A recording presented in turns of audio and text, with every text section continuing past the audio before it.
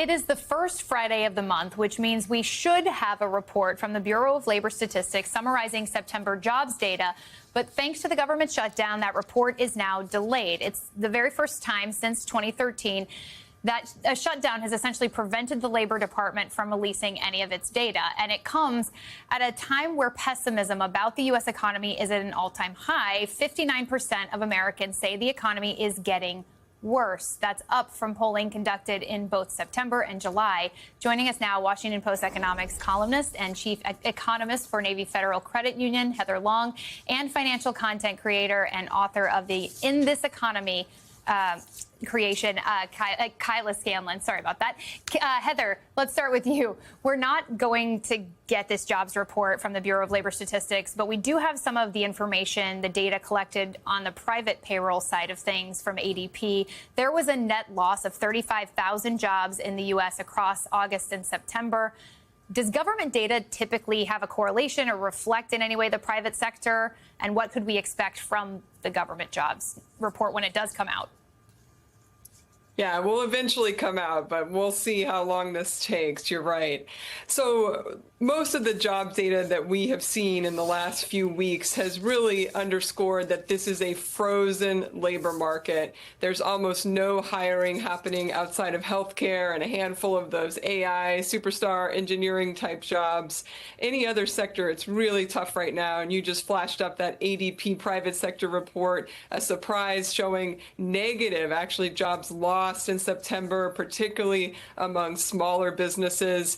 The government data, though, that report from ADP is based on about 26 million workers. The government data is trying to look at 160 million workers. So while we really want to see that full government report to get the full picture here, and the big question on people's minds that we're not able to answer today is it getting worse? We know it's been frozen and hard to find a job, but are those cracks really getting bigger? Kyla, sorry about butchering your intro there. What does this tell you about the labor market as a whole and the overall health of our economy? It's a really confusing time for the labor market. In that poll that you cited, 67% of people also said that they're really worried about inflation. And so the Federal Reserve is trying to seemingly enter a rate cut cycle. And so they need to have this data on jobs to figure out what they should do with rates.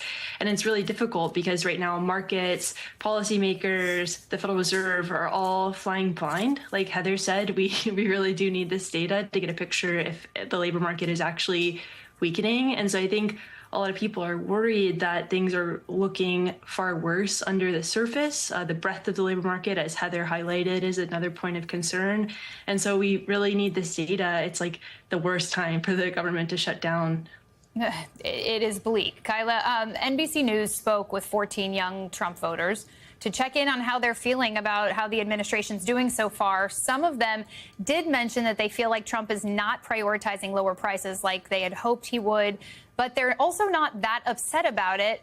Look here, Richard B. said that while it is not a bad thing, that in his view, Trump has been more focused on immigration and everything that has to do with foreign affairs, as he says, that people are struggling now more than they have been, and not just with housing, also the state of living itself. Does the economy rank as a top issue still here among voters? I think for voters, yeah, they're very worried about the economy. That was the primary reason that young people voted for Trump, and it's the primary reason why they're turning away from him. That's what we're seeing in the polling data, that people are just concerned about the cost of living. And I think in terms of tariffs, that's not making things any easier, and consumers are starting to feel that. Heather, two other voters tell NBC News the economy is actually stronger under Trump. One saying that the economy is a lot better than it was before. Pretty much all of my ideas lined up with Trump. So everything he is doing, I'm completely for. This is Shanice S. that says this. She's a 27-year-old from Nevada. She's a Republican. And Harmony D. sort of echoed this, a 26-year-old Michigander who identifies as an independent and voted for Trump twice. She said that she thought the country would be doing a lot worse if it were in the hands of Biden or Harris now. So let's zoom out here. Based on the data, based on where we are in the economy, how are we faring versus how we were faring under President Biden? Yeah, that's a big one. I think the easiest way to say it is, look, we're not in a recession, and a lot of people are very glad about that, but we're also not in a boom time. You know, growth has slowed a little bit, particularly consumer growth, and I've been calling this a K-shaped economy. Most of the growth that we are seeing is happening because people at the very top, the top 20%, and a handful of these superstar AI companies are in a boom time, and they're really driving this GDP growth that we talk about and driving the stock market to be at record highs. But a lot of folks in the middle class that you and Kyla were talking about, they're feeling squeezed. They're feeling stuck. You know, they either can't find a job if they don't have one, or if they don't like their current job, it's almost impossible to get another one right now. They're very concerned about the prices of the basics going up, you know, not just food and housing, but also car ownership has become more expensive, property taxes in many cases. Now, the government can't fix all of that overnight. People need to are trying to give President Trump a chance. But when you look at the big picture, I think I keep hearing many Americans feel stuck, and that's really contributing to the pessimism. Kyla, really quickly, do you think that Trump voters are feeling stuck? You know, we heard some optimism there from Shanna and Harmony that it maybe is better than it could be or could have been under Kamala Harris. But is that a sentiment that's shared in your opinion? I mean, I think it's two things. Like, the other thing that was talked about in that article that these quotes are coming from is that people are upset with Trump on immigration. A lot of the Trump voters don't like what he's doing. They don't feel like it's pro-life, for one thing. And then I think number two, a lot of people do feel like the Democrats would have done a worse job. And that's, I think, something that the Democrats have to internally reflect upon.